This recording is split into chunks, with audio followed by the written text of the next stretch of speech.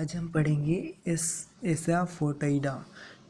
ये एसाफोटाइडा जो मेडिसिन है, ये इसे कॉमन लैंग्वेज में हींग कहते हैं। तो ये बहुत अच्छी मेडिसिन है, ग्लोबस हिस्टेरिकस, जो कि हम आगे पढ़ेंगे।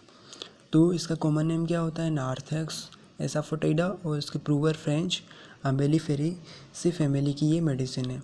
इसे कॉमन लैंग्वेज में डेविल डंग कहते हैं।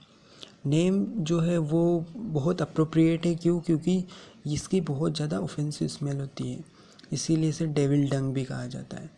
It was introduce in our materia medica by French in 1822। तो हमारी मटेरिया मेडिका में इसको फ्रेंच ने इंट्रोड्यूस किया, उन्होंने ही प्रूविंग की थी। इसका जो मेन इन्फ्लुएंस रहता है, मेन जो इसका प्रभाव कहाँ पे होता है, नर्वस सिस्टम पे होता है, और वहाँ पे ये हिस्टेरिया, कोरिया और न्यूरालजिया प्रोड्यूस करती है।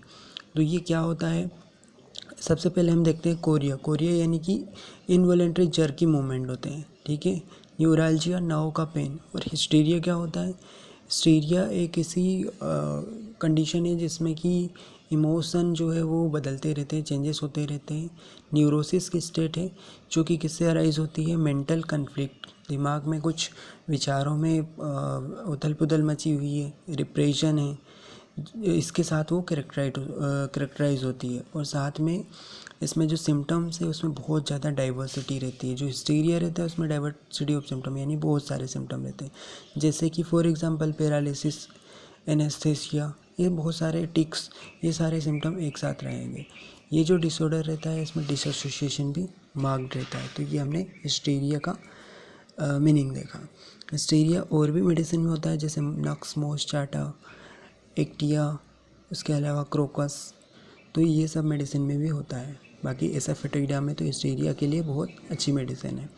अब इसका it is situated to nervous hysterical and syphilitic people, ऐसे पीपल जो कि नर्वस रहते हैं, हिस्टेरिकल जो कि अपने अभी कंडीशन देखी, सिफिलिटिक पीपल होंगे। अब गाइडिंग सिम्टम, तो हिस्टीरिया क्यों आया? Hysteria from suppression of habitual discharge, यानी कि डिस्चार्ज सप्रेस होने की वजह से हिस्टेरिकल कंडीशन आ रही, जैसे कि लॉन्ग स्टैंडिंग एक्सपेक्टोरेशन को सप्रेस कर दिया। उसके अलावा क्रोनिक डायरिया के सप्रेशन से, मेंसेस सप्रेशन, स्किन पे जो अफेक्शन हुए उनके सप्रेशन से ये इसको हिस्टेरिया डेवलप हो रहा है। ये जो मेडिसिन है ये ग्लोबस हिस्टेरिकस की वंडरफुल मेडिसिन है। इसमें क्या होगा कि ग्लोबस हिस्टेरिकस क्या होता है, पेशेंट जो होता है उसे ऐसा फील होता है कि कोई बॉल है, वो स्टमक में बॉल बन गई है और वो बॉल इसोफेगस की तरफ ऊपर आ रही है, असेंड कर रही है। तो इस तरीके से जो पेशेंट को लगता है कि कोई बॉल बन गई और वो ऊपर चढ़ रही, ग्लोबस मतलब बाल, और इस तरीके का हिस्टीरिया हो जाता है उसे। तो this is attendant with excessive distension, इसके साथ साथ एब्डोमेन जो है वो डिस्टेंटेड है, फूला हुआ है। उसको पेरिस्टाल्टिक मोशन के सेंसेशन रहेंगे, रिवर्स पेरिस्टाल्सिस के। उसके साथ साथ उसे इरेक्टेशन डकारे आएगी और गार्लिक की स्मेल आएगी, ठीक है। जो फूड है वो रिगर्जिटेशन होगा, यानी कि ऊपर की तरफ आएगा वो। इसके अलावा दूसरा पॉइंट ये है कि एसाफोटाइडा जो मेडिसिन है ये लेफ्ट साइडेड मेडिसिन है। Left side of abdomen, left side of neck, nap of neck, उसके अलावा लेफ्ट आर्म, लेफ्ट लेग, इस पर पहले सिम्टम आएंगे, उसके बाद राइट साइड में जाएंगे।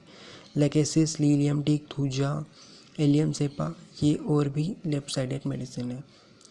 इसके सारे डिस्चार्ज जो होते हैं वो कैसे होते हैं? बहुत ज़्यादा हॉरिबली ऑफेंसिव एंड इकोरस, ठीक है। तो ये जो इकोरस है इसका मीनिंग क्या होता है? वाटरी एक्रिड डिस्चार्ज, जलन वाला वाटरी डिस्चार्ज उसे कहते हैं इकोरस, जलाने वाला। और तीसरा पॉइंट ये है कि इंटॉलरेंस ऑफ ऑल ड्रेसिंग, यानी कि सहन नहीं कर पाता ड्रेसिंग को।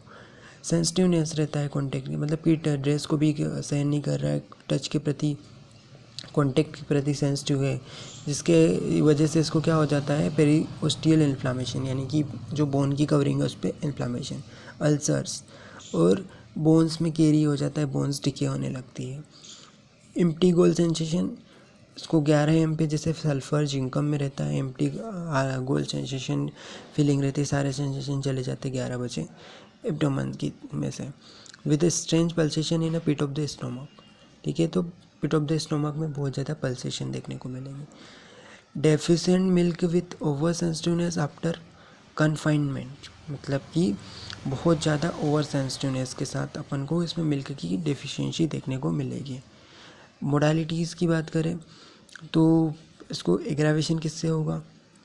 ईटिंग से, drinking at night, rest warm left side, खाने के बाद ड्रिंकिंग से, नाइट में एग्रावेशन है रेस्ट से, वार्म से, लेफ्ट साइड से, और एमुलेशन किससे हो जाता है? प्रेशर से, ओपन ईयर से। तो एसा फोएटिडा मेडिसिन।